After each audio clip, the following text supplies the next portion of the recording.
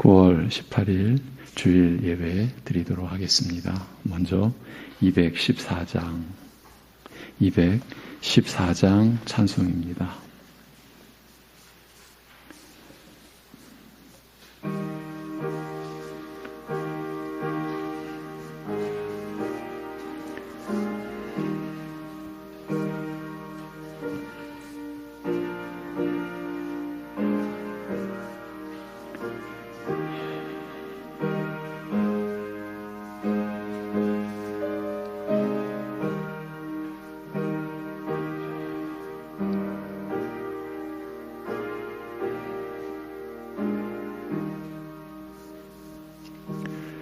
나 주의 도움 받고자 주 예수님께 빕니다. 그 구원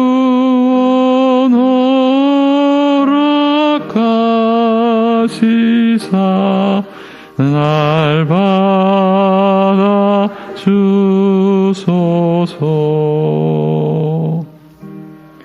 내 모습 이대로 주 받아 주소서. 날 위해 돌아가신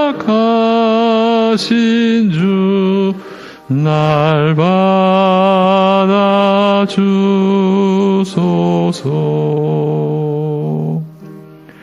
큰 죄에 빠져 영죽을 날 위해 피 흘렸으니 주 형상대로 빚으사 날 받아 주소서. 내 모습 이대로 주 받아 주소서.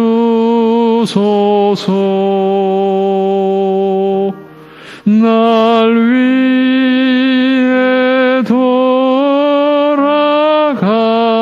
돌아가신 주 날 받아 주소서. 내 힘과 결심 약하여 늘 깨어지기 쉬우니 주 이름으로 구원해 날 받아 주소서. 내 모습 이대로 주 받아 주소서. 날 위해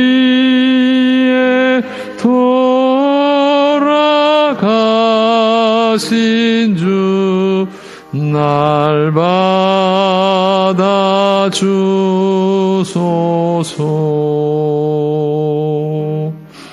내 주님 서신 발 앞에 나 꿇어 엎드렸으니 그 크신 역사 이루게 날 받아 주소서.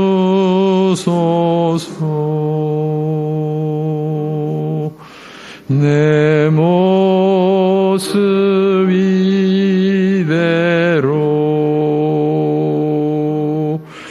주 받아 주소서. 날 위해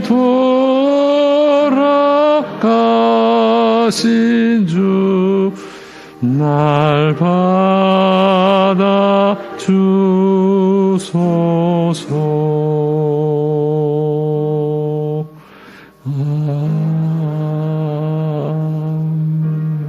아멘. 사도신경으로 우리 함께 신앙 고백 드리겠습니다. 전능하사 천지를 만드신 하나님 아버지를 내가 믿사오며 그 외아들 우리 주 예수 그리스도를 믿사오니 이는 성령으로 잉태하사 동정녀 마리아에게 나시고 본디오 빌라도에게 고난을 받으사 십자가에 못 박혀 죽으시고 장사한 지 사흘 만에 죽은 자 가운데서 다시 살아나시며 하늘에 오르사 전능하신 하나님 우편에 앉아 계시다가 저리로서 산자와 죽은 자를 심판하러 오시리라. 성령을 믿사오며 거룩한 공회와 성도가 서로 교통하는 것과 죄를 사하여 주시는 것과 몸이 다시 사는 것과 영원히 사는 것을 믿사옵나이다. 아멘.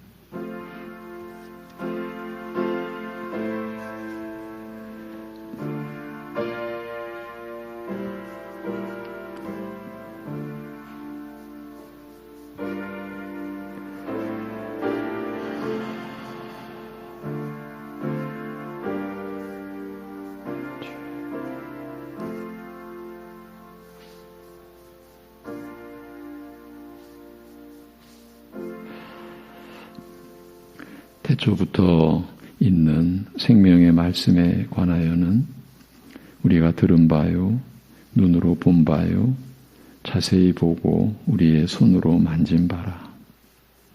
이 생명이 나타내신 바 된지라. 이 영원한 생명을 우리가 보았고 증언하여 너희에게 전하노니 이는 아버지와 함께 계시다가 우리에게 나타내신 바 된 이시니라. 아멘. 우리의 영원한 생명 되신 주 예수 그리스도를 우리의 구주요 주로 믿게 하신 아버지 하나님, 오늘 드려지는 이 예배를 긍휼하심으로 받아 주옵시고 예배하는 모든 심령들을 주의 말씀으로 주님의 영으로 채워주셔서 주의 말씀으로 살아가는 기쁨 그리고 그 영광을 누리는 삶이 되게 하여 주옵소서. 예수님의 이름으로 기도합니다. 아멘. 일어나셔서 39장 찬송 드리겠습니다.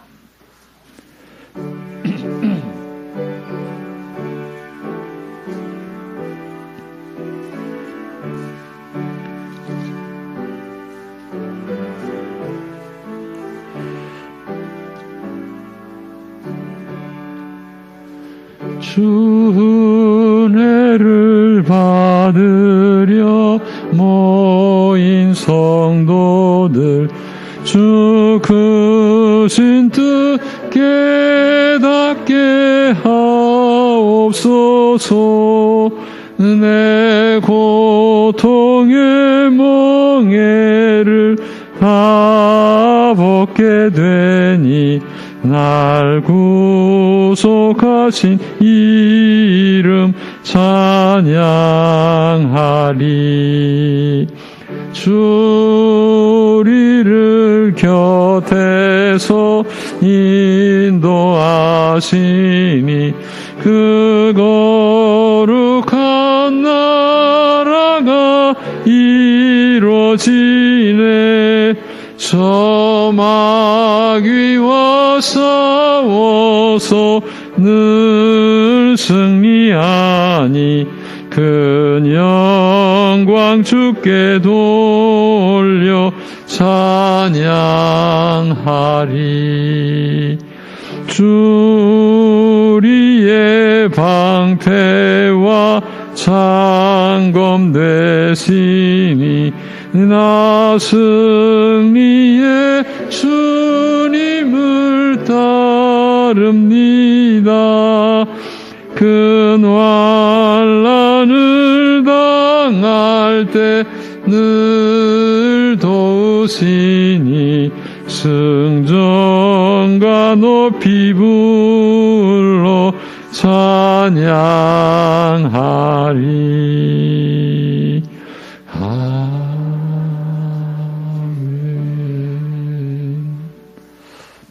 교동문 87번 요한계시록 21장입니다. 87번. 또 내가 새 하늘과 새 땅을 보니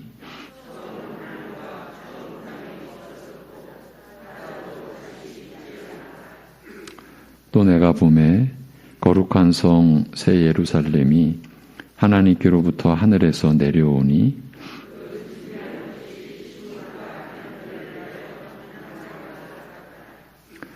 내가 들으니 보좌에서 큰 음성이 나서 이르되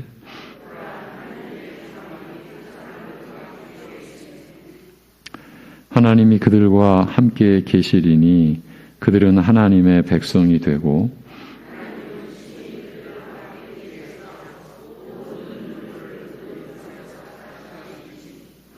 다시는 사망이 없고 애통하는 것이나 곡하는 것이나 아픈 것이 다시 있지 아니하리니 보좌에 앉으신 이가 이르시되 보라 내가 만물을 새롭게 하노라. 아멘.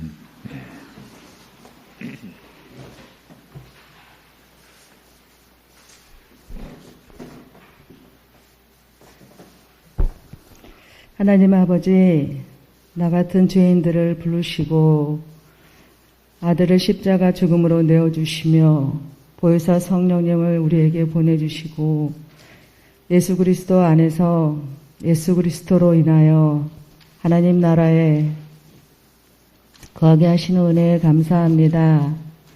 여전히 우리는 죄투성인 상태이지만 여전히 끊임없이 용서하시고 오래 참아주시는 하나님의 자비하심에 의지할 뿐입니다. 하나님 아버지, 삶 속에서 여러 가지 고통과 환난이 있지만 여전히 우리는 하나님의 보호하심에 있고 여전히 누리고 있는 것들이 너무도 많음을 감사드립니다. 삶 속에서 고난 속에 여러 가지 부분이 있지만 지나서 보면 시간과 물질을 잃었음에도 불구하고 그동안에 저희가 하나님께 감사하지 못했던 하나님 앞에 늘 용서를 구할 수밖에 없는 죄인들입니다. 하나님 아버지, 이 과정도 주님께서 선하심으로 하나님의 성품을 빚어가는 과정임을 믿습니다. 말씀이 약속이 믿어지는 귀한 시간임으로 믿고 하나님을 의지하며 나아가는 시간이 되게 해주시길 간절히 소망합니다. 하나님 아버지, 명절이 지났습니다. 말씀 속에서 주님은 그러한 때에 죄인들과 세리들을 찾아가 돌보고 피로를 채워주시고 복음을 전파하셨습니다. 하나님, 우리의 삶을 돌아보길 원합니다. 사랑해야 할 가족과 친지와 교인들에게 얼마나 마음을 쏟고 있는지 이 시간 하나님 앞에 완악한 우리들의 마음을 고백하오니 주님, 완악한 마음들이 제거되고 진전 사랑할 수 있도록 그리스도인으로서 우리의 마음이 아닌 옛 마음이 아닌 주님이 부어주신 그 새로운 마음으로 사랑하기를 원합니다.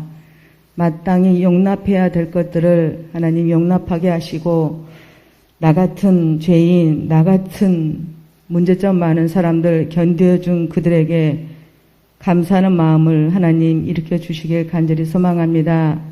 주님이 마음을 주시지 않으면 저희는 섬길 수 없습니다. 우리의 마음은 너무 완악하기 때문입니다. 하나님, 지금도 하나님 주님의 사랑을 기다리고 있는 손길들이 많습니다. 하나님,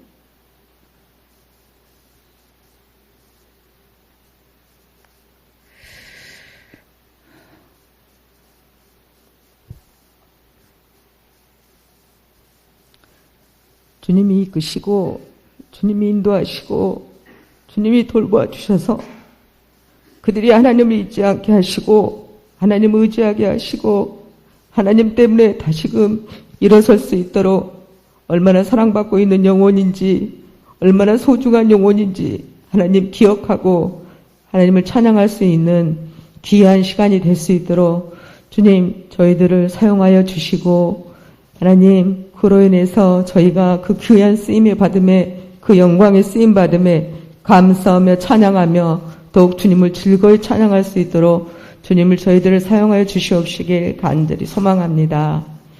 이제 말씀 전하실 담임 목사님 영육으로 늘 강건케 붙들어 주시고 허락하신 사역 위에 늘 성령 충만히 부어 주시옵시길 간절히 소망합니다. 말씀 듣는 저희 모두가 새로운 마음으로 변화되어 주님을 진정 닮아가는 그 삶이 우리 삶 속에 드러나길 간절히 원합니다. 감사드리며 예수님 이름으로 기도합니다. 아멘.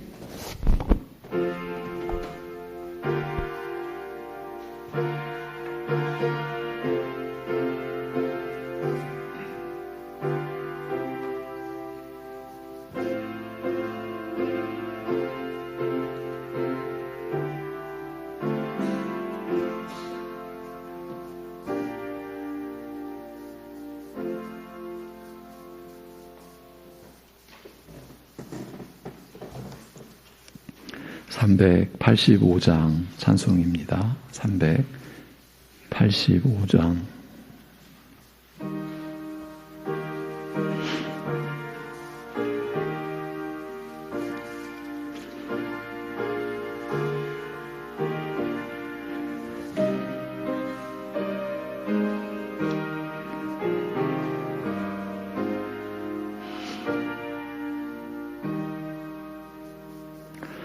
못 박혀 죽으신 하나님 어린 양 믿습니다.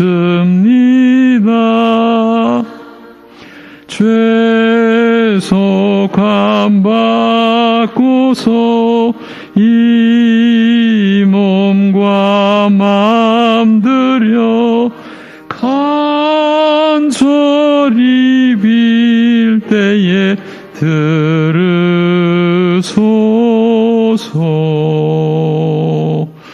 풍성한 은혜로 약한 맘 도우사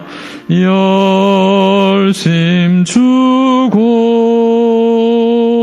날 대속했으니 주 사랑하는 맘 불같이 뜨겁게 하옵소서. 이 세상 어두워 길 찾지 못하니 인도하사 내 슬픈 눈물을 다 씻어주시고 그 밝은 빛으로 이끄소서.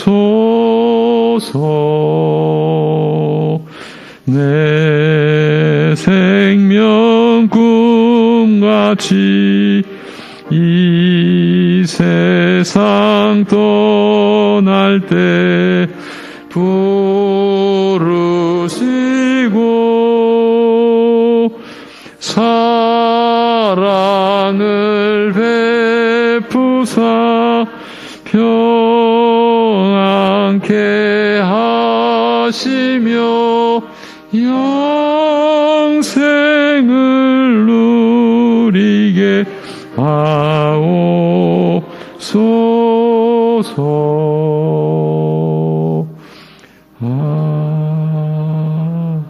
아멘.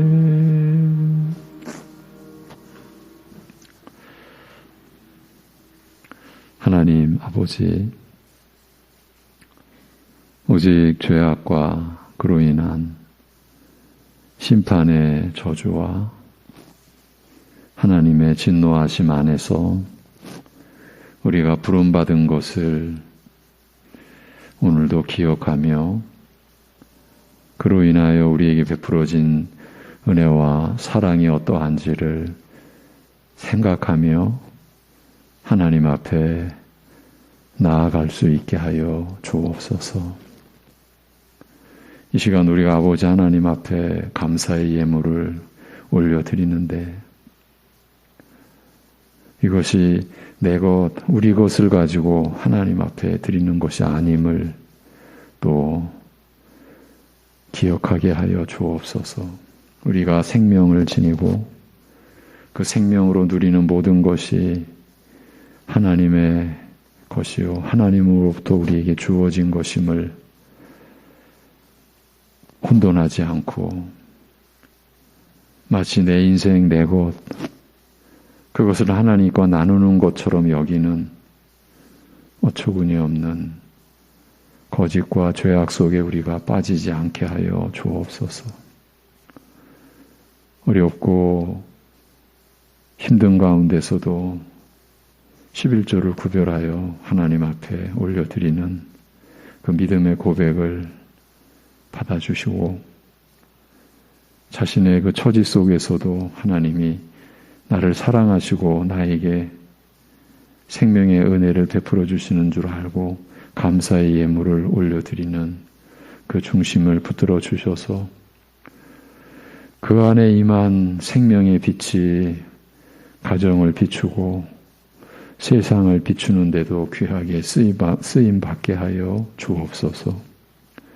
주님의 나라를 섬기고자 선교와 건축의 예물과 일용할 양식을 늘 감사하여 성미로 주일의 예물을 올려드리는 손길들을 붙잡아 주셔서 우리 스스로 보기에도 참 연약할 따름인 저희가 주님의 이름이 거룩히 여김을 받으시는 일에 하나님의 나라가 임하는 일에 하늘에서와 같이 하나님의 뜻이 이 땅에 펼쳐지는 일에 하나님의 도구로 쓰임받는 생애가 되고 삶이 되게 하여 주옵소서. 우리가 하나님을 예배하는 것이 우리로서는 절대 불가능한 일이었음을 그와 똑같이 우리가 믿음으로 살아가는 이 자체가 하늘로부터 임한 하나님의 능력과 하나님의 지혜로만이 우리에게 허락된 일인 것을 기억하고 그러하기에 우리가 감사함을 잃었을 때 우리가 예배하는 마음을 잃어갈 때 그것이 어떤 상황인지 돌이켜 볼 수 있는 깨어있는 심령들 되게 인도하여 주옵소서. 모든 것을 주님께 의탁하오며 우리 주 예수 그리스도의 이름으로 기도하옵나이다. 아멘. 이제 베드로전서 1장 10절에서 12절 말씀을 보겠습니다. 베드로전서 1장 10절에서 12절입니다.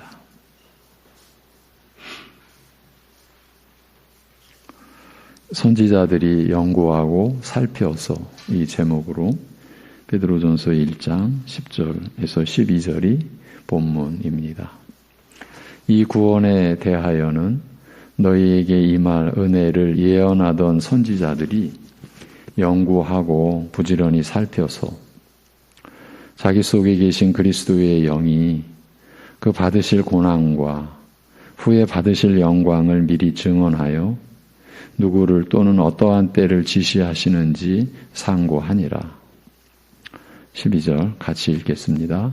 이 섬긴 바가 자기를 위한 것이 아니요 너희를 위한 것임이 계시로 알게 되었으니 이것은 하늘로부터 보내신 성령을 힘입어 복음을 전하는 자들로 이제 너희에게 알린 것이요 천사들도 살펴보기를 원하는 것이니라.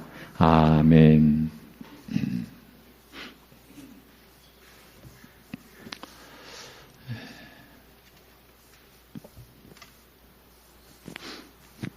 우리는 본문 앞에 구절인 3절부터 9절로 산소망이 있게 하시며라는 제목을 가지고 10번에 걸쳐 말씀을 나눴습니다. 저로서는 힘들었지만 그만큼 또 감사함도 컸습니다. 그런데 그 뒤에 이어지는 오늘 본문이 보신 바대로입니다. 그래서 오늘 제목이 선지자들이 연구하고 살펴서입니다. 바로 질문을 드려보겠습니다. 여기서 왜 이런 내용이 주어졌을까요? 오늘 말씀은 이 질문에 대한 답을 구하는 곳으로 시작이 되겠습니다. 왜 하필이면 이 구원에 대하여 선지자들이 연구하고 살폈다는 진술이 바로 이어져야 했느냐 하는 의문입니다. 사실 이런 내용은 우리로 하여금 생소한 느낌을 받게 합니다. 오래전 일인데 제가 월요 모임에 매주 참석하여 동역자들과 함께 성경 본문을 원문으로 살피고 그 내용을 공부한다고 처음으로 밝힌 적이 있었습니다. 저로서는 매주 정해져 있는 중요한 일정이니까 교회적으로 알려드린 것이죠. 그런데 뜻밖의 반응도 있었습니다. 목회자가 너무 한 길로만 가는 것 아닐까? 즉 편협한 생각을 갖지 않을까 하는 염려의 소리도 있었고 또 설교 말씀은 기도하면서 준비하는 것이지 공부해서 준비하나? 이런 말도 들었습니다. 목사는 하나님의 능력으로 말씀을 준비하고 선포해야 하지 않느냐는 소리로 들렸던 거죠. 선지자들이 연구하고 부지런히 살폈다는 말씀을 보다 보니까 이런 지난날의 기억도 떠올랐습니다. 그러니까 본문 내용이 우리에게 뭔가 어색하게 다가오는 면도 분명히 있다는 얘기입니다. 하나님으로부터 직접 계시를 받으면 되는 선지자들이 무슨 연구냐는 식으로 말입니다. 그렇지만 사도 베드로는 그 중대한 구원의 은혜에 대한 설명에 이어서 본문을 기록해 놓았습니다. 성령님의 인도하심 안에서 이렇게 기록해 놓았습니다. 무슨 뜻이 분명히 있지 않겠습니까? 오늘은 그 점을 살펴보려는 것입니다. 본문의 시작은 이렇습니다. 이 구원에 대하여는 너희에게 임할 은혜를 예언하던 선지자들이 연구하고 부지런히 살펴서 여기서 분명하게 확인된 사실이 하나 있습니다. 우리가 10주간 살폈던 본문 앞에 기술된 내용이 구원에 관한 설명이었다는 점입니다. 사도 본인이 앞에서 구원의 은혜를 진술한 사실을 스스로 밝힌 것입니다. 이 구원에 대하여는 이라고 해놓았으니까요. 그러니까 이 구원에 대한 그 말씀에서 우리가 벗어나 있으면 이보다 더 큰 일이 없는 거죠. 그 내용을 아주 압축적으로 또 한번 짚어보고 가겠습니다. 볼수록 은혜롭고 감동을 안겨주니까요. 이 땅에서 나그네처럼 살아가는 동안 온갖 시험에 시달리는 교회를, 그 성도들을 격려하고자 이 편지를 쓰면서 사도 베드로는 먼저 풍성한 긍휼을 따라 의리로 중생케 하여 산 소망에 이르게 하신 하나님을 찬송합니다. 사람이 출생과 더불어 비로소 삶을 시작하듯이 하나님께서 우리 영혼으로 하여금 다시 태어나 이전에 알지 못하던 생명을, 곧 경험하지 못한 생명을 누리며 살아가게 하신 중생의 은혜를 찬송하고자 하는 것입니다. 이것은 죄인에게 베푸신 은혜이므로 오직 풍성한 긍휼을 따라 베푸신 은혜라고 부르며 죽은 자들 가운데서 부활하신 그리스도와 연합하여 그의 부활에 참여함으로써 죄로 죽은 상태에서 살림을 받는 만큼 그리스도의 부활을 통하여 이런 영적 출생의 은혜를 입는다고 말합니다. 여러분에게 임한 구원의 은혜에 대한 내용입니다. 이 내용이야말로 바로 구원의 은혜에 관한 사도의 증언인 것입니다. 구원의 은혜는 한마디로 영적 출생의 은혜를 입는 것입니다. 그리스도의 부활을 통해서 말입니다. 그러니 사람은 그 누구도 관여할 수도 협력할 수도 없는 일인 것입니다. 이런 중생의 은혜를 통하여 우리로 하여금 산 소망에 이르게 하셨다고 말합니다. 산다는 것은 살아있는 상태를 뜻하며 살아있는 상태에서는 살아 움직임이 있고 생명의 이런 살아 움직임이 흔히 다른 것들로 살아 움직이게 하는 것, 즉 다른 것을 살리는 것으로 이어진다라고 하여 두 가지 뜻, 즉 살아있는 이라는 뜻과 생명을 주어 살리는 이라는 뜻을 겸하는 경우가 많습니다. 즉 산다는 것은 살아있는 이라는 뜻과 생명을 주어 살리는 이라는 뜻을 겸한다는 말입니다. 이 말이 베드로전서의 다른 구절에서 쓰인 예를 들려드리겠습니다. 너희가 거듭난 것은, 너희가 중생의 은혜를 입은 것은 썩어질 씨로 된 것이 아니요 썩지 아니할 씨로 된 것이니 살아있고 항상 있는 하나님의 말씀으로 되었느니라와. 보배로운 산돌이신 예수께 나와 너희도 산 돌같이 신령한 집으로 세워지고 라고 한 말씀, 이 다 앞으로 우리가 볼 내용입니다. 베드로전서에. 이 말씀에서 살아있고와 산이라는 말 역시 살아있어 다른 것을 살리는 이란 뜻으로 사용된 예로 보아야 할 것입니다. 이런 뜻을 적용한다면 산소망은 우리 안에서 살아 움직이며 또한 이로 말미암아 우리로 살아 움직이게 하는 그런 소망을 뜻할 것입니다. 무엇이 여러분을 살아 움직이게 합니까? 우리가 이런 질문을 할 수가 있죠. 이런 말씀 앞에서 하나님께서는 우리를 긍휼히 여겨 중생케 하사 우리로 하여금 바로 이런 소망에, 즉 죽어 사라지지 않고 영원히 머물러 있으며 또한 살아 움직여 살리는 소망에 이르게 하신 것입니다. 구원의 은혜 안에서 우리가 하나님께 받은 소망의 은혜의 실체가 이렇다는 말입니다. 그러니까 신자의 소망은 그 자신 안에서 살아 움직일 뿐만이 아니라 또한 그 자신을 살아 움직이게 한다는 뜻입니다. 그 구원의 은혜를 받은 사람들은 바로 이 소망으로 산다는 말이나 다름없습니다. 그 소망이 언제나 자신 안에서 살아있고 또한 자신을 살아 움직이게 하는 것이니까요. 여러 번에 걸쳐 나눈 내용이지만 이렇게 다시 보니 또 새롭게 다가옴을 느낍니다. 이렇게도 정리할 수 있습니다. 우리가 자신의 지난 날을 돌아보며 모든 것이 하나님의 은혜로구나 라고 고백할 때 우리는 그 은혜의 구체적인 내용을 그 소망이 내 안에서 살아 움직여 나로 하여금 살아 움직이게 했다.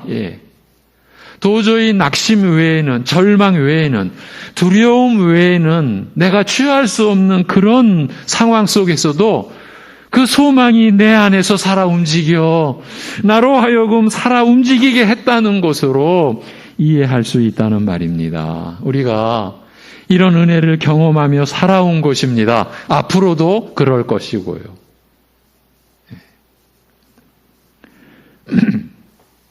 다시 한번 여쭙고 넘어가겠습니다. 무엇이 여러분을 살아 움직이게 합니까? 그게 뭡니까?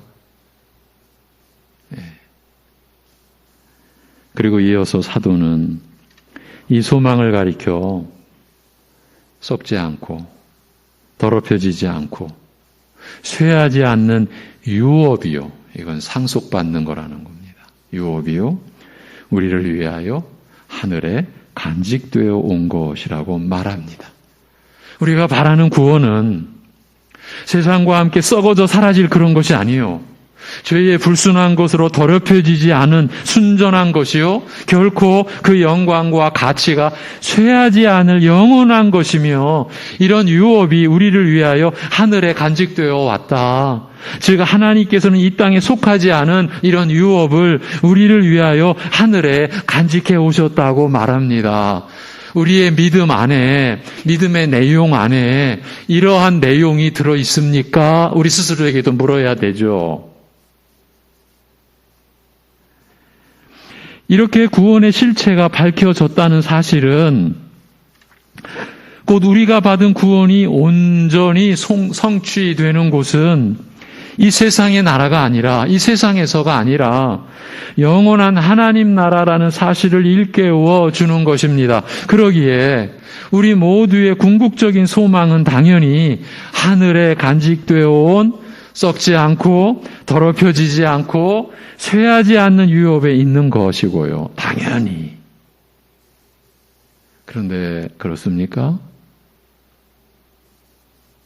우리 송내 중앙교회의 지체로 부름받은 우리 모든 신자된 우리들 여러분들의 소망의 내용이 이렇습니까? 이러한 소망으로 다가가고 있는 심령입니까? 그러한 믿음의 작용이 일어나고 있습니까? 이러한 소망의 내용과 전혀 관계없는 겁니까? 그런데 또 이런 말씀 앞에서 기분이 별로인 교인들도 있지 않을까 싶습니다.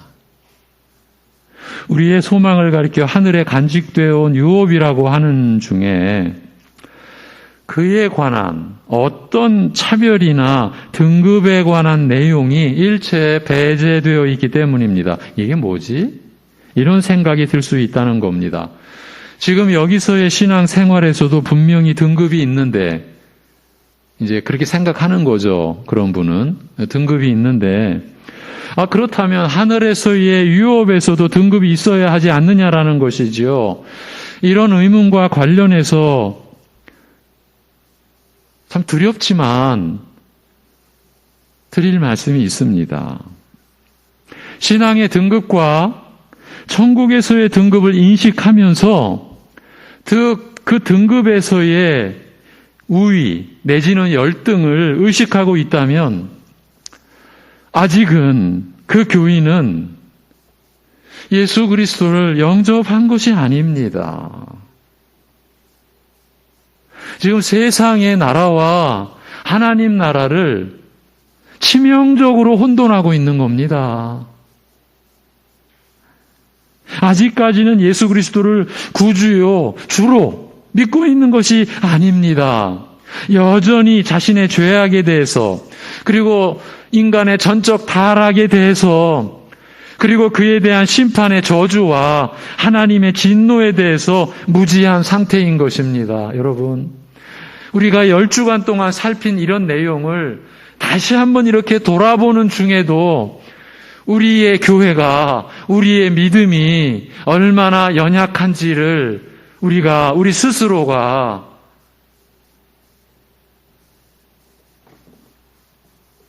느낄 수밖에 없죠? 계속 이어가면 이런 유업의 소망을 가진 우리 신자는 믿음으로 하나님의 보호하시는 능력을 힘입어 마지막 날에 나타날 구원에 이르게 된다라고 말합니다. 우리로 중생케 하사 이런 소망에 이르게 하신 하나님께서 우리 믿는 자를 마지막 완성에 이르기까지 그의 크신 능력으로 항상 지키신다는 말이에요. 그런 만큼 이 땅에 사는 동안 잠깐이나마 불가피하게 온갖 시험에 시달림을 받으면서도 참 이러한 진술을 하면 여러분 마음속에서는 또 이런 의문이 들죠. 뭐 잠깐이라고? 내가 이렇게 어려움을 겪는데 잠깐이라고? 하나님의 말씀은 잠깐입니다. 왜? 우리를 영원한 하나님 나라로 부르셨으니까. 우리 육신의 생애가 감당하는 여러 가지 시험과 고난은 하나님 나라의 관점에서는 잠깐일 수밖에 없는 거죠. 예. 평생이라 할지라도요. 그 잠깐이나마 불가피하게 온갖 시험에 시달림을 받으면서도 우리가 기뻐하는 까닭은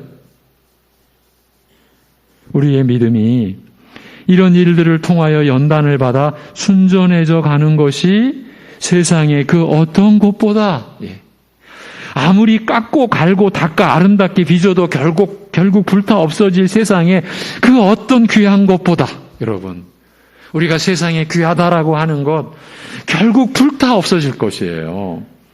그런 그 어떤 귀한 것보다 더욱 귀중하기 때문이라고 말합니다.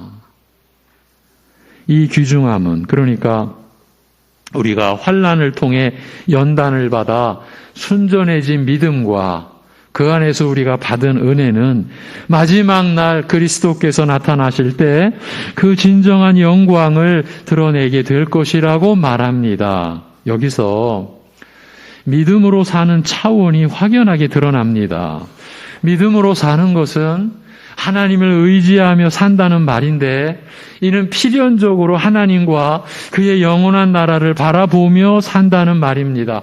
그러기에 우리 신자들은 작금의 현실에만 빠져서 살아갈 수가 없게 되었다라는 점을 기억하셔야 합니다. 지금 내 현실에만 빠져서 살면 안 됩니다.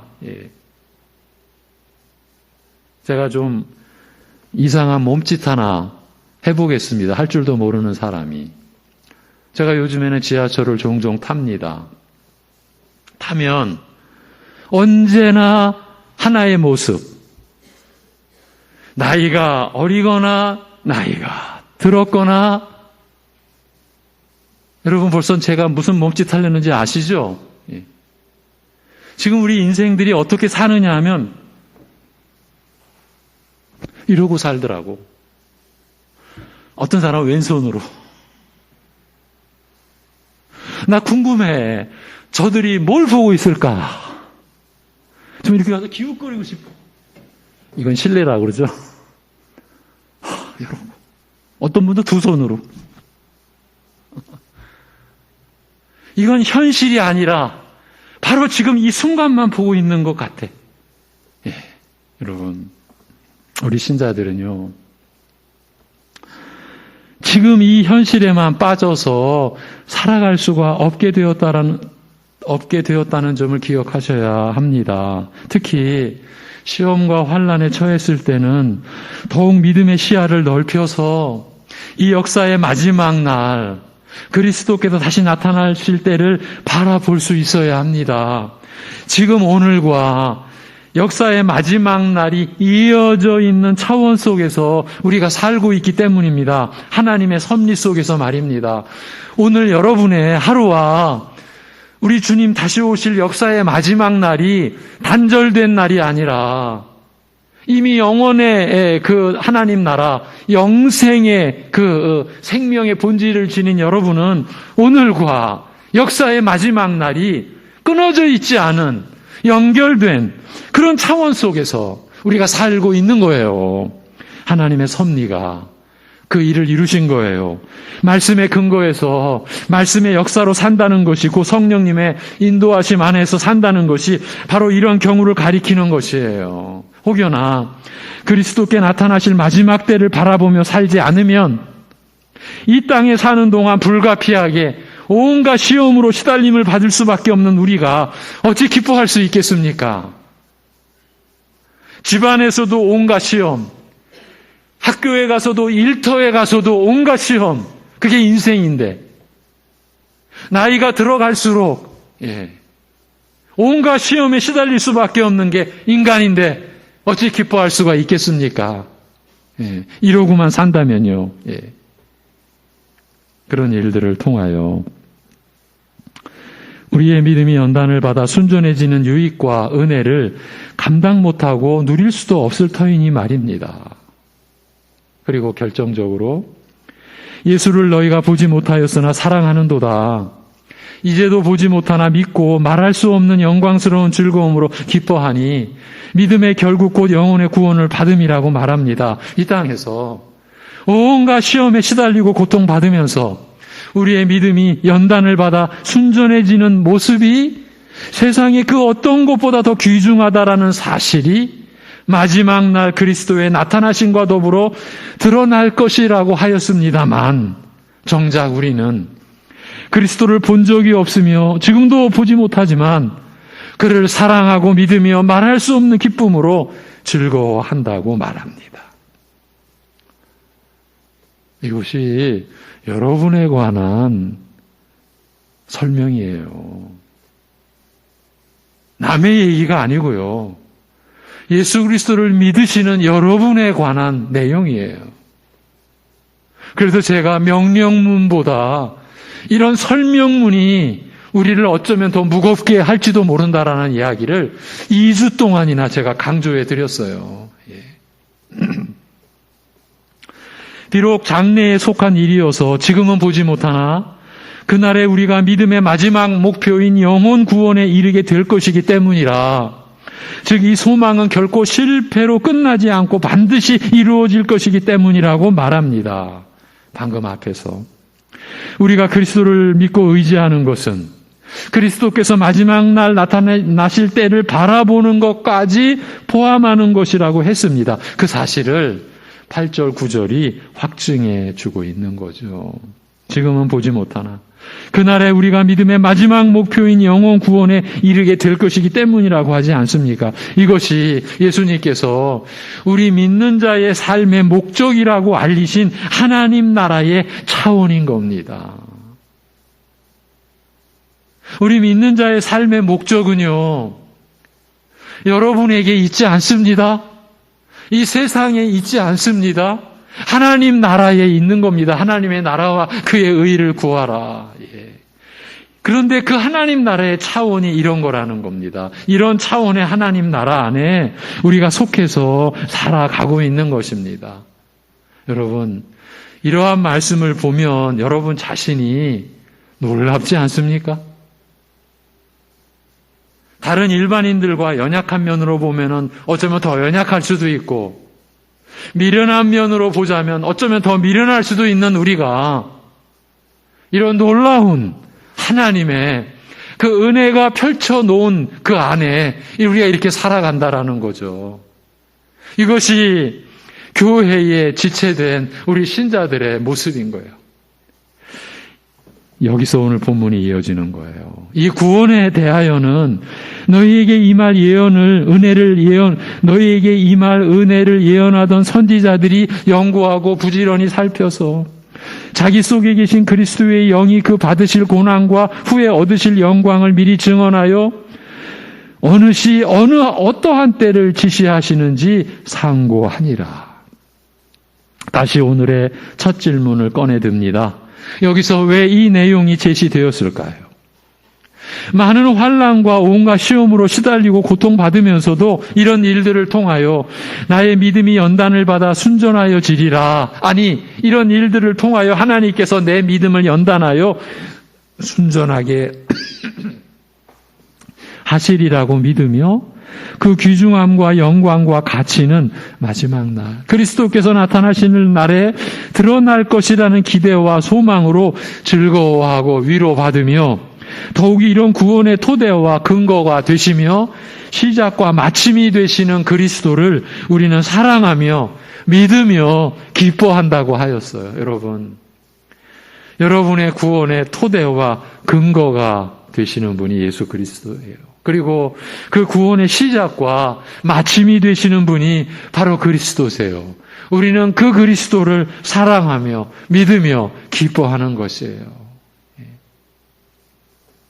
그러나 한편으로 생각하면 내가 한 번도 본 적이 없고 지금도 보지 못하는 그런 분을 이렇게 믿고 의지하며 그에게 소망을 두고 즐거워하고 위로를 받는다는 것은 혹시 나 혼자 멋대로 상상하고 지어낸 허황된 믿음과 희망과 기쁨은 아닌가라는 생각이 들 수도 있을 것입니다. 내가 아니라면 누군가의 거짓말에 이거 내가 속고 있는 것은 아닐까 이런 생각이 들 수도 있을 것입니다. 과연 무엇을 근거로 무슨 확실한 증거가 있어서 본 적도 없고 보지도 못하는 분에게 내 인생의 전부를 걸고서 나의 모든 희망을 그분에게 두고서 살아가는가 하는 의문 내지 질문은 충분히 물을 수 있는 질문이며 그리고 이러한 질문에 대하여 나는 어떻게 대답할 것인지 나에게는 어떤 대답이 준비되어 있는지 스스로 확인해야 할 필요가 있는 것입니다. 여러분 신앙생활 하시면서 한 번도 의문이 들어보신 적이 없으십니까? 그런 분은 없으리라고 봅니다. 사실은 한 번도 없다라고 하면 어쩌면 그게 더 위험하지 않을까 싶기도 합니다. 왜? 우리의 인격은 기계가 아니니까요. 충분히 이해가 되시죠? 마치 이런 의문 내지 질문을 예상한 듯 오늘 말씀은 이렇게 시작되는 거예요. 이 구원에 대하여는 너희에게 임할 은혜를 예언하던 선지자들이 연구하고 부지런히 살펴왔다. 이렇게요. 그러니까 하나님께서 풍성한 긍휼을 따라서 베푸시는 이런 기이하고 은혜롭고 영광스러운 구원은 우연히 떠오른 생각이나 상상이 아니며 적당히 생각해내어 무책임하게 퍼뜨린 종교적인 명상이나 사색의 산물도 아니라 오히려 수천 년에 걸쳐 진지하고 집중적인 조사와 연구의 대상이 되어온 내용이라고 하는 것이에요. 바로 이 사실을 알리려는 것이 사도 베드로의 의중이요 의도였지 않나 싶습니다. 누구나 가질 수 있는 의문, 한 번도 본 적 없고 볼 수도 없는 분에게 어떻게 내 인생의 전부를 걸 수 있을까 하는 원초적인 질문에 대하여 답을 주고자 한 것이라고 여겨집니다. 이처럼 깊이 또한 오랜 세월 동안 끈기 있고 일관되게 이 구원에 대하여 살피고 연구해온 인물들 역시 평범한 사람들이 아니며 그렇다고 해서 세상 지혜와 지식이 탁월한 학자도 아니라 바로 하나님의 선지자들이라고 밝힙니다. 하나님으로부터 계시를 받아 전하되 특히 우리에게 임할 은혜, 구원의 은혜에 관하여 예언하였던 그런 인물들이라고 말합니다. 그리하여 이들에게서 세상의 학자나 현자의 지혜로운 말과 가르침을 바라지 않으나 사람으로 진정 구원에 이르게 할 하나님의 지혜와 가르침, 약속과 예언을 듣고자 바라고 기대해 왔다라는 것이에요. 그리고 자기 속에 계신 그리스도의 영이 11절이죠. 그 받으실 고난과 후에 얻으실 영광을 미리 증거하여 어느 시 어떠한 때를 지시하시는지 상고하니라고 한 것은 선지자들이 장차 올 구원의 은혜에 대하여 무엇을 어떻게 살피고 연구했는지에 대하여 알리는 말씀이에요. 우선 선지자들은 그리스도께서 닥칠 고난과 그 후에 받으실 영광에 관하여 예언하였다라고 말합니다. 우리가 믿는 십자가의 그리스도에 대하여 저들이 예언하였다는 거죠. 하나님께서 베푸실 구원의 은혜를 예언하는 선지자들이 그리스도의 죽음과 부활에 대하여 예언하였다는 것은 구원의 은혜의 구체적인 내용이 그 핵심이 곧 그리스도의 죽음과 부활이라는 것을 뜻하는 거예요. 그래서 우리가 평생 그리스도의 죽음과 부활을 묵상하는 거예요. 십자가에 못 박히신 그리스도, 바로 우리를 구원하신 하나님의 지혜예요. 하나님의 능력인 거예요. 여러분, 다른 거 붙잡으시면 안 돼요. 선지자들은 각 시대에 그리스도의 부활과 죽음과 부활을 예언함으로써 내내 복음을 증거해 온 것입니다. 더욱이 저희가 그리스도의 고난과 영광에 대하여, 즉 그의 죽음과 부활에 관하여 예언하였습니다만 저희 스스로 심력을 다 쏟아, 그러니까 마음의 힘을 다 쏟아 깊이 살피고 연구한 결과 알게 된 내용이나 사실을 예언한 것이 아니었어요. 이 점이 절대적으로 중요합니다. 오직 저희 안에서 그리스도의 영, 곧 성령께서 미리 증거하시는 그 내용을 전하였을 뿐입니다. 선지자들이 예언하였으나 그 예언은 선지자들 자신에게서 나온 것이 아니라, 즉 저희가 스스로 생각해내고 고안해내거나 깨달은 것이 아니라 그리스도의 영께서 그들 안에서 미리 증거하신 것이었어요. 그리스도의 영이 저희 안에서 미리 증거한 내용, 즉 그리스도의 고난과 영광, 그의 죽음과 부활에 관하여 계시하신 내용에 대하여 저희가 자세히 살피고 깊이 연구하였습니다만, 저희가 알고자 한 것은 그리스도의 고난과 영광이 언제 그리고 어떤 때에 있을 것인가 였어요. 언제, 어떤 상황에서 그리스도께서 고난받으시고 그의 영광에 들어가실 것인지에 대하여 살피고 연구한 것입니다. 선지자들이 하나님께서 저희에게 계시하신 내용을 깊이 살피고 연구하였습니다만, 그 깊고 신중하며 철저한 연구가 그리스도의 죽음과 부활이 언제 있을 것이며 또한 어떤 시대와 상황에서 이런 일을 겪게 될 것인지 파악하는 데 집중되었다라는 뜻이에요. 이처럼 깊이 파고들어 살피고 연구하였습니다만, 그렇다고 해서 저희 자신의 생각과 이해의 틀에 따르거나 그 한계에 갇힌 채 파악하려 하였다는 뜻은 아닙니다. 저희 안에서 그리스도의 영께서, 그 성령께서 그의 죽음과 부활에 관하여 미리 증거하시면서 과연 언제 어떤 시기를 지시하고 계신지 파악하고자 하였기 때문입니다. 말하자면 저희 스스로 자기의 능력과 수고로운 노력으로 파악하고 찾아내려 한 것이 아니라 저희 안에서 이런 일들에 대하여 미리 증거하시는 그리스도의 영께서 과연 언제 어떤 시기를 말씀하고 계신지 알고자 하였다는 뜻입니다. 하나님으로부터 받은 계시가 따로요, 이것을 연구하여 그 뜻을 파악하는 것이 따로가 아니라, 말하자면 계시는 위로부터 주어진 것이나 그것을 연구하여 파악하는 것은 사람의 몫이라는 뜻이 아니라 계시 속에 이미 포함된 내용, 즉 주의 영이 지시하신 그 내용을 파악하고자 한 것이에요. 여러분, 오늘 우리가 이 말씀을 받으면요,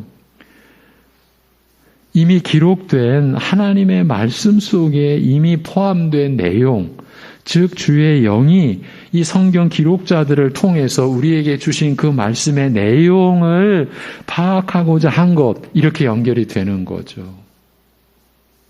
하나님의 나라인 교회는 그래서 시작과 마침이 기록된 하나님 말씀이어야 하는 거예요. 이 강단에서 두 복음이 전해지면 큰일 나는 거예요. 기록된 성경 말씀이 아닌 다른 얘기가 이 강단에서 선포되어지면 그 자나 우리나 다 죽는 거예요. 멸망으로 들어가는 거라고요. 네. 여러분, 무엇을 위해 기도하셔야 할지 제가 지금 암시하는 거예요. 네.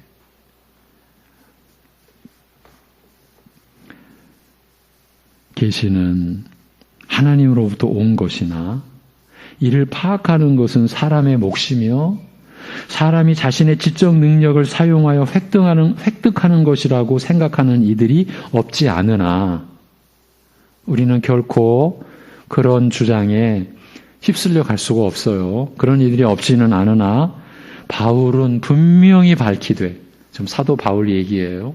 분명히 밝히되 계시하여 알리시는 일이나 받은 계시를 깨닫는 일이나 전체 과정이 성령께서 개입하시는 일임을 분명히 밝히고 있어요. 그래서 사역자가 내가 깨달았다. 거짓인 거예요. 그리고 성도들께서 내가 깨달았다. 지금 아무것도 모르고 있는 거예요. 예. 그거 다 거짓이에요. 다 사탄의 역사예요. 진정 우리가 하나님의 말씀의 진리를, 은혜를 우리가 깨닫고 받을 때는요, 진정으로 받은 사람은 이게 하나님의 역사구나, 이게 성령의 역사구나, 이렇게 되어 있어요.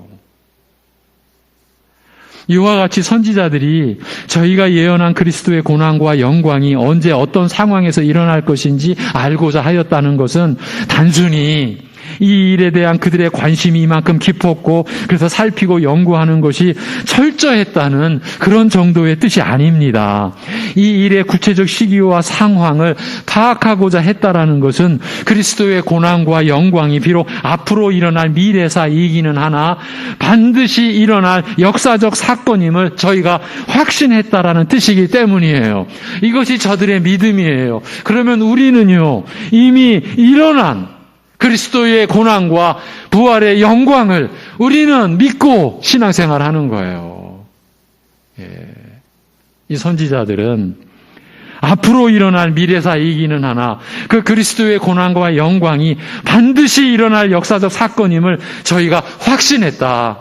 그 뜻을 나타내주고 있는 거예요. 선지자들은 어떤 막연한 종교적 이상이나 꿈을 계시받아 전한 것이 아니라 역사 속에서 일어날 구체적인 사건에 관하여 계시받아 증거하고자 한 것이에요. 여러분의 신앙은 역사적 사실을 근거로 한 것이다. 이것을 강조해 드리는 거예요. 그렇기 때문에 그 일이 발생할 시기와 상황에 대하여, 그 일의 역사적 맥락과 배경에 대하여, 하나님께서 그 일을 이루고자 정하신 때에 대하여, 하나님께서 그 일과 관련된 자신의 뜻과 계획, 곧 그의 경륜을 언제, 어떤 때와 상황 속에서, 즉 어떻게 역사 속에서 펼치실 것인지 파악하고자 한 것이에요. 자신의 재주와 머리로 알아내려 한 것이 아니라 그들 안에 계시면서 바로 이 일에 관하여 계시하신 성령께서 보이고 알리려 하시는 바를 알고자 하였다는 말이에요. 끝으로 이 섬긴 바가 그런데 놀랍게도 자기를 위한 것이 아니요 너희를 위한 것임이 계시로 알게 되었으니 이것은 하늘로부터 보내신 성령을 힘입어 복음을 전하는 자들로 이제 너희에게 고한 것이요 천사들도 살펴보기를 원하는 것이니라고 말합니다. 선지자들이 살피고 연구한 결과 확인한 내용이 무엇인지 알리는 말이에요. 그 시기와 상황을 파악하려 한 결과 확인한 것은 우선 선지자들의 섬김은 저희 자신이 아니라 바로 오늘 우리를 대상으로 하는 섬김이었다라는 사실이에요. 저희가 선지자로서 섬긴 것은 그들 자신이나 그들이 속한 시대를 대상으로 한 것이 아니라 장차 올 시대에 속한, 그러니까 신약 시대에 속한 우리를 대상으로 한 것이었다는 뜻입니다. 그리고 선지자들이 오늘 우리를 대상으로 섬기되, 여러분 얼굴도 이름도 모르는 선지자들이 우리를 섬기신 거예요. 그 과거와 오늘이 끊어진 단절된 시간이 아니라는 거예요. 그렇게 그리스도의 오실 마지막 날, 그날 그 시간이 다 연결되어 있다는 그런 의미인 거죠. 그렇게 선지자들이 오늘 우리를 대상으로 섬기되 바로 지금 우리에게 전하여진 이 일들로 섬겼다 하고 말합니다. 우리에게 복음을 전한 자들을 통하여 그리고 하늘로부터 보내심을 받은 성령으로 우리에게 전하여진 그 일들로 섬겼다. 그 복음의 그 진리와 은혜로요. 우리식으로 말하면 이제 기록된 이 성경 말씀으로요. 이런 사실 역시 계시로 알려진 내용이라고 말합니다. 그리고 이 일들 그 복음의 내용은 하늘의 천사들조차 들여다보기를 원할 만큼 천사들도요, 도대체 복음이 뭐지? 이렇게 들여다보기를 원할 만큼 기이하고 귀중한 것이라고 말합니다. 여러분은 이것을 소지하고 살고 계시는데 그 귀중함을 얼마나 느끼고 그 귀중함에 대해 얼마나 감동과 감격을 하고 계십니까? 우리가 이렇게 우리에게 물어야죠. 선지자들이 그리스도의 죽음과 부활, 그의 고난과 영광에 대하여 예언하되 주의 깊게 살피고 연구한 결과 이 귀중한 일이 선지자들 자신과 그들의 시대를 염두에 둔 것이 아니라 먼 장래의 우리와 우리 시대를 염두에 둔 것임을 계시로 확인하고 증거한 것이에요. 이것도 하나님으로부터 계시를 받았다라는 그런 의미죠.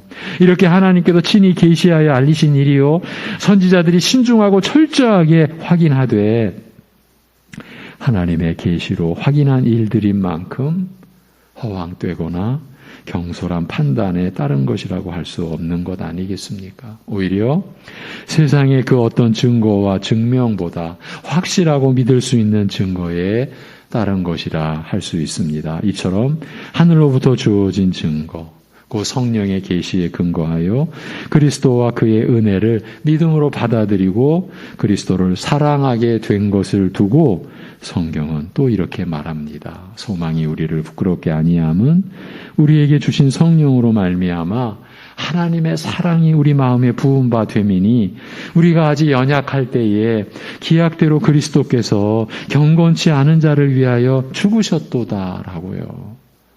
죄인 되고 원수 된 우리를 위하여 그리스도께서 죽으신 그 역사적 사실이야말로 하나님의 우리를 향하신 사랑이 확증된 것이고 그 사랑이 우리 신자된 우리 마음에 쏟아 부어진 것은 성령님으로 말미암아 그 사랑이 쏟아 부어진 것이다. 그러니 성령님으로 우리가 예수를 주로 구주로 믿게 됐으니까 그 성령님이 또 하나님의 사랑을 우리 마음에 쏟아 부어 주셨으니까 여러분이 그 하나님의 사랑을 알고 느끼고 누리고 그 사랑의 반응으로 여러분도 주 하나님을 그리스도를 사랑하는 것 아닙니까?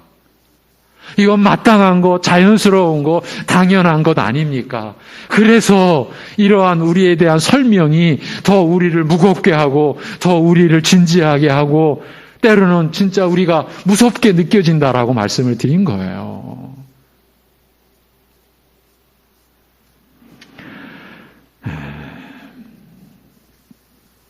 그리스도를 통하여 나타내신 하나님의 사랑이 그리스도를 통하여 하나님의 사랑이 나타났죠. 그런데 그리스도께서 우리 안에서 영광 받으시면서 그 사랑이 나타난 게 아니라 저와 여러분의 죄로 죽으시면서 온갖 고난 받으시면서 여러분 창조주신데요. 창조주시잖아요, 예수님이. 근데 피조물에게 침뱉음. 지금 창조주가 피조물에게 침뱉음을 당하시는 거예요. 찔리고, 맞고, 우리 식으로 하면 뺨도 맞고, 온갖 수치. 이사야서에서 보면요, 사람들이 메시아를 어떻게 대하느냐 하면요, 메시아를 바라보는 자체를 부끄럽게 여겨. 나는 저것 못 봐. 나 저 인간, 저 종자 못 봐. 그렇게 수치스럽게 여긴 거예요. 내가 저 인간을 보는 순간 나도 부끄러워져. 나 저 인간 못 봐. 이랬다는 거예요. 누가? 예수님이. 여러분 상상이 되십니까? 여러분이 여러분의 마을에서, 여러분의 집안에서, 여러분의 일터에서 누군가에게 그렇게 대접을 받으면 여러분 가만히 있겠습니까? 네? 그런데 하나님의 아들이신 예수 그리스도께서 이 세상에 오셔서 받은 대접이 그런 거였어요. 그렇게 하나님의 우리를 향한 사랑이 나타났어요.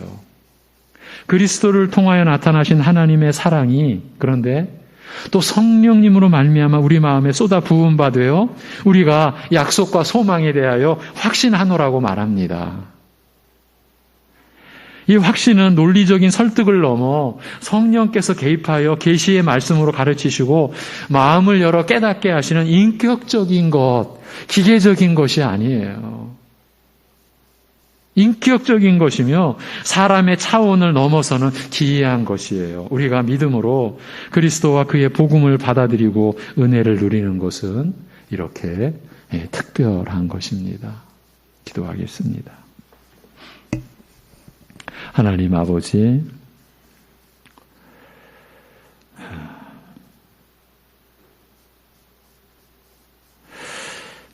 우리가 이러한 특별한 일이 우리 안에 일어난 사실을 어쩌면 거의 까맣게 잊어버리고 지금 현실의 육신의 것만을 가지고 거기서 웃고 거기서 울고 거기서 슬퍼하고 거기서 기뻐하고 사는 우리 자신을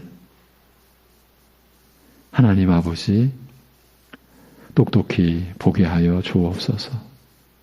우리가 진정 영생의 소망을 가지고 그 영생의 소망을 이루시는 하나님의 약속을 우리가 믿음으로, 우리의 마음으로, 우리의 전 영혼으로 받고 있는지, 붙들고 있는지 살필 수 있게 도와주옵소서. 이 인생길에서는 때로는 대충 사는 것도 필요하고 그냥 덤벙덤벙 넘어가기도 하는 일이 수도 없이 일어나는 그러한 육신의 이 연약한 또 거짓된 현실인데 하나님 앞에서 영원한 생명을 가지고 영생을 살아가야 하는 그 일에서 과연 우리가 육신으로 그렇게 사는 것처럼 미워해도 사랑하는 척하고 속으로는 욕하면서도 겉으로는 웃을 수도 있는 그러한 모습으로 과연 우리가 하나님 앞에 설 수 있는지 우리 자신을 돌아볼 수 있게 도와주시옵소서. 우리가 한순간 한순간 숨 쉬는 것이 하나님의 능력이라고 하는 것을 진정으로 우리가 과연 믿는지 우리 자신을 보게 하여 주옵소서. 내가 살고 내가 번 돈으로 먹고 내가 내 생명을 책임진다라고 그렇게 여기고 있는 것은 진정 아닌지, 진정 하나님의 은혜로 내가 한순간도 살고 매일도 살아왔고 어제도 오늘도 그래서 앞날도 영원히 오직 하나님의 은혜로 내가 삽니다, 그렇게 고백할 수 있는지, 그런 믿음이 우리의 믿음인지 보게 하여 주옵소서. 아버지 하나님, 이 목사인 저부터 그렇게 보게 해 주옵시고 우리 모든 사랑하는 성도들 그렇게 자신을 볼 수 있는 은혜를 허락하여 주시옵소서. 눈이 감겨지지 않게 하시고 귀가 닫혀지지 않게 하시고 우리의 입과 마음이 닫혀지지 않도록 은혜를 베풀어 주시옵소서. 하나님 아버지, 과연 우리가 살아계신 하나님을 믿고 있는지, 우리가 하는 모든 것 다 알고 계시고 다 보고 계시고 그러면서도 오래 참고 계시고 긍휼히 여겨주시는 하나님을 과연 우리가 지금 살아계신 하나님으로 믿고 있는지 보게 하여 주옵소서. 우리가 그렇게 믿고 있는지 우리 자신을 살필 수 있는 은혜를 허락하여 주시옵소서. 아버지 하나님, 이 한 주간도 우리에게 이러한 은혜를 허락하여 주시기를 간절히 비오며 우리 주 예수 그리스도의 이름으로 기도하옵나이다. 아멘. 145장 찬송입니다.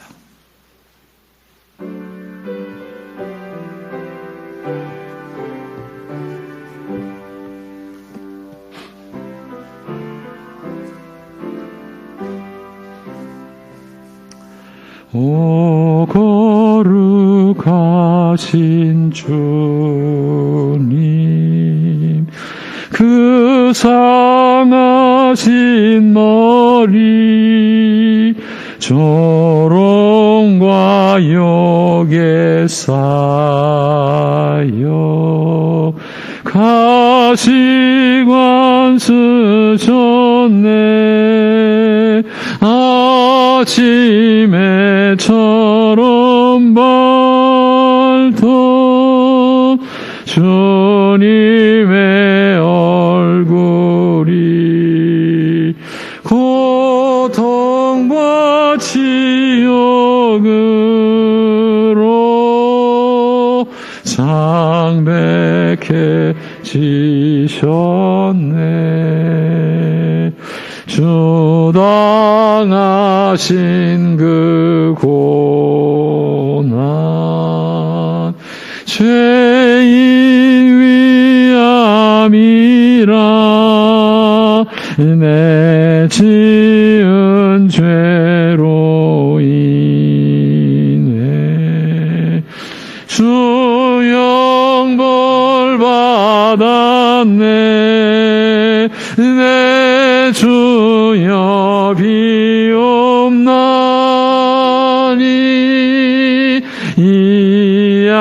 약한 죄인을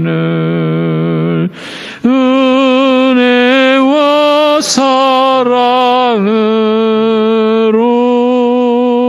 늘 지켜주소서. 나 무슨 말로 주께 다 감사드리랴. 끝없는 주의 사랑 한없이 고마워. 보잘것없는 나를 주의 것 삼으사 주님만 사랑하며 나 살게 하소서. 아멘. 교회 소식입니다. 다음 주일 예배 말씀은 베드로전서 1장 13절에서 16절 너희를 부르신 거룩한 이처럼 이 제목으로 말씀을 나누겠습니다. 이번 주 우리가 함께 기도할 사역자는 여기 지금 일본이라고 되어 있고 이주상 선교사 이렇게 되어 있는데 지금 독일에 가 있습니다. 이게 현실적인 문제랍니다. 일본의 그 현지인들이 한국에서 공부해온 사역자라고 하는 것은 이미 밑으로 깔고 본답니다. 그러니까 앞으로 평생 일본에서 사역해야 되는데 그래서 하나님의 인도하심인 줄로 믿고 다시 독일로 가서 공부를 시작합니다. 그러니까 가서 지금 독일어를 기초부터 기역, 니은, 디귿, 리을 기초부터 지금 독일어를 다시 공부하고 그래서 거기서 신학까지 하고 돌아오겠다. 굉장한 참 도전이죠. 그러나 시련이죠. 여러분 기도해 주시기를 바랍니다. 집어넣는 것도 독일은 어렵고 그런데 하나님이 인도해 주셨고 언어의 1단계 그 독일어 기초 1단계 통과했답니다. 시험 봐도 통과해야 되니까 또 돕는 분들 붙여주셔서 어디나 하나님의 나라를 섬기는 분들이 있어요. 그래서 이 사역자들이 언어를 배울 수 있도록 돕는 분들이 물심양면으로 도와줘서 지금 1단계 통과했다. 이제 2단계 통과 중입니다. 이렇게 연락이 왔습니다. 귀한 사역자를 우리가 섬깁니다. 기도해 주십시오. 우리 교회와 가정을 위해서 여러분 영육간에 연약한 서로를 위해서 여러분 할 수 있는 한 서로 연락하시고 돌봐주시고 기도해 주시고 그리고 돌봐야 될 부분이 있으면 교회에 연락해 주시고 그렇게 해 주시기를 바랍니다. 앞으로 더 이러한 노력이 필요합니다. 어떤 교회 조직이나 제도 이전에 우리 모두가 그런 마음으로 함께해 주시기를 간곡히 부탁을 드립니다. 지난주에 우리 노희숙 집사님 모친상이 있었습니다. 그래서 몇 분들과 또 우리 교역자들이 분당 장례식장에 가서 섬기고 왔습니다. 위로해 주시기 바랍니다. 이번 주 묵상구절 잠언 27장 이제 잠언이 마무리되어져 가죠. 5, 6절입니다. 우리 같이 읽고 제가 축도함으로 예배 마치겠습니다. 시작. 면책은 숨은 사랑보다 나으니라. 친구의 아픈 책망은 충직으로 말미암은 것이나 원수의 잦은 입맞춤은 거짓에서 난 것이니라. 아멘. 잠언 27장 5, 6절이었습니다. 축도하겠습니다.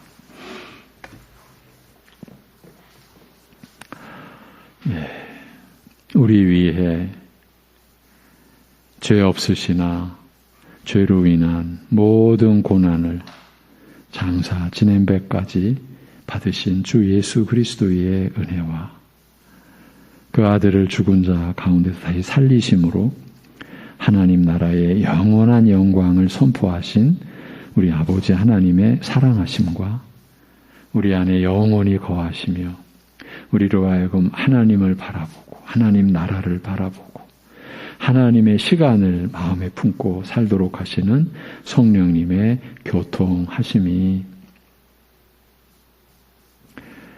하늘로부터 주어진 이 세상도 감당할 수 없는 온전한 증거와 근거 위에 우리의 구원이 이루어졌고 영원한 생명을 지닌 줄로 믿고 하나님을 예배하며 섬기는 모든 이들 가운데 이제로부터 영원토록 함께 하시기를 주님의 이름으로 축원하옵나이다. 아멘.